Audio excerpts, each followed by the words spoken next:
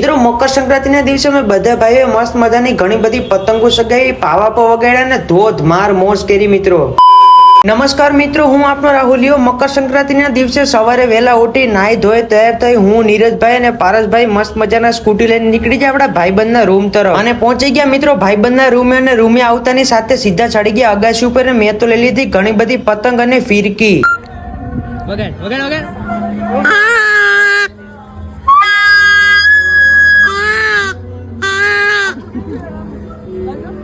મને ઘટાડી હોય એની લાગે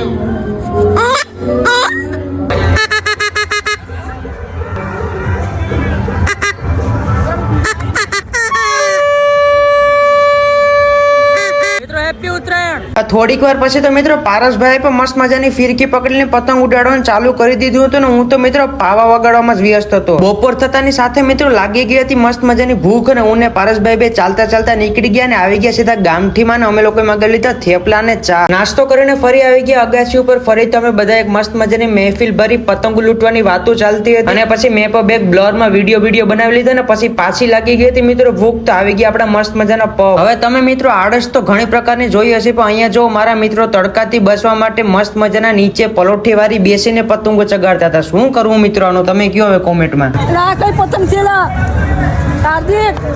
આ કોકની પતંગ મારા હાથમાં આવી ખબર નહીં કઈ છે પણ છે કોકની આ લાલ લાલ।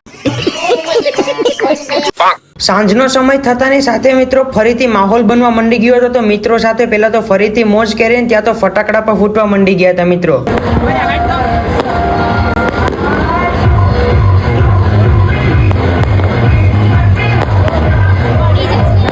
રાતના 9 વાગતાની સાથે મિત્રો અમે આવી ગયા હરિકૃષ્ણ રેસ્ટોરન્ટમાં મસ્ત મજાનું જમવા માટે આવી ગયા આપણી મોટી બધી મસ્ત મજાની રબડી બબડી વાળી ડીશ અને જમીને મિત્રો આપણા હાર્દિકભાઈ બતાવી દીધી રાજુભાઈની સ્ટાઇલ। તો મિત્રો આ મિની વ્લોગ અહીંયા પૂરો કરું છું। ધન્યવાદ મિત્રો।